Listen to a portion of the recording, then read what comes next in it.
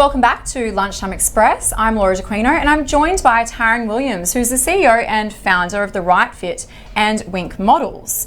Taryn, you've had an incredible entrepreneurial journey. You started Wink Models at the age of 21 in 2007. I did, yes. A little bit crazy. Which is absolutely crazy. So you were an ex-model, is that correct? That's right. I was an ex-model producer, so I'd worked both client side and talent side, and I could just sort of see the industry could be changed for the better, and I thought, why not start my own agency and do it with the blissful naivety of youth. So yeah, isn't that great? So what did you see where you could change? What areas could you change for the better? Where did you see the opportunities? Yeah, I could see that. So in our industry, unfortunately, models weren't getting paid very well and weren't getting paid on time, and there was sort of not a great positive dynamic between clients and agents and talent.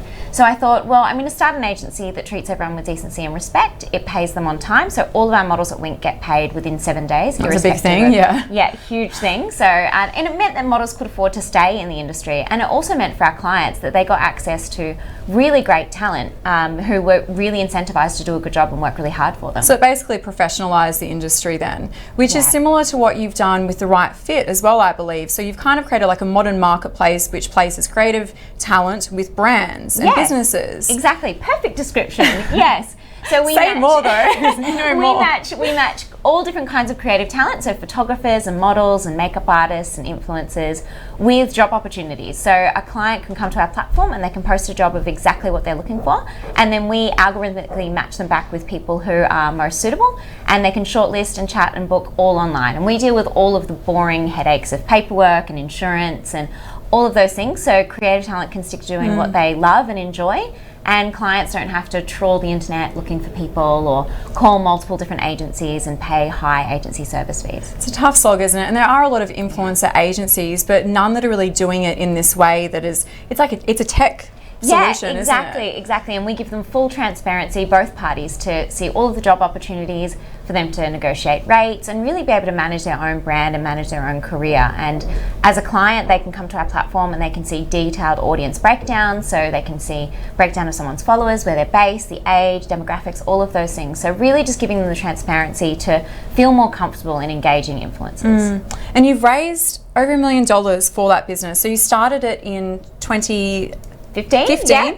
I was going to say 2010 because I'm like, surely at least it's like almost a decade, but no, it's been not even half a decade. Ride. That's exactly right. So raising over $1 million from strategic investors as well as AirTree VC, which is obviously a very well-credentialed VC fund in Australia. What was the process of, what was the thinking behind getting VC funding and actually securing that? It would have been extremely difficult, I'd imagine. And it was obviously my first time going through that process as well, so I learnt a lot the hard way. Look, it was an amazing process, and we knew really early on that to make this business a success, it was going to cost a lot of money, obviously, and we wanted to hire the best in breed, so we wanted really, really great people around us in this business. So I knew we had to go out and raise money, and I wanted the best and brightest minds that I could find. I didn't want just money. I wanted people who could bring expertise to the business and give us strategic advice. So AirTree are obviously phenomenal. They deeply understand marketplaces. They're such leaders in the technology space. So if I could find, the best VC company in Australia, I was so lucky. So and for your type of business, like marketplace, as you said, and that's so important to have the right alignment with a VC firm, isn't it? Yes. Some just focus on consumer, some focus on marketplace, fintech. Exactly. So we went out and raised capital, and we also took strategic investment as well. So finding people that could open doors for us, that were going to be potential clients, or that could really add value to the business, not just bring cash. And what did you plan to put that $1 million to? Like, what was the proposition for people that are like looking to raise money? Like, obviously you need to go into it and be like, this is what I want it for, A, B, and C. You can't just be like, I want $1 million. Yeah, I want some money. Exactly. So we really sat down and worked out what we would need for the next 18 months to run the business, and that included obviously key hires.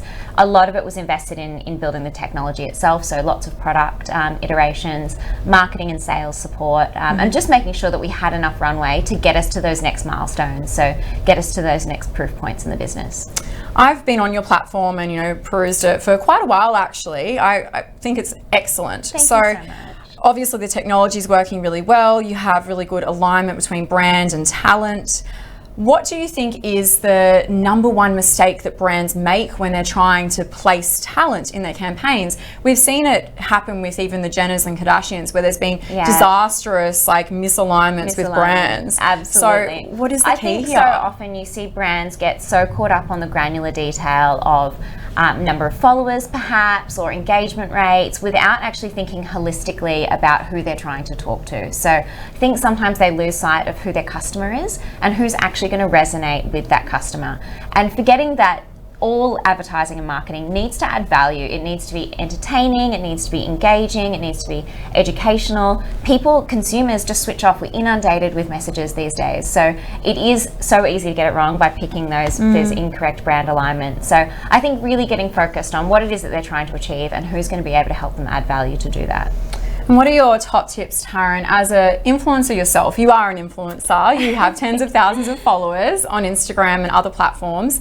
So top tips for influencers and also startup founders, maybe like 1 tip each, if you can sum it up like that. Yeah, okay. For startup founders, I think surround yourself with great people. I think for me, finding amazing mentors and people like AirTree, who are just the brightest minds and best in breed, going and surrounding yourself with those people, reaching out to them, asking for a coffee, just really trying to make sure you have people around you that you can bounce ideas off who have walked this journey before.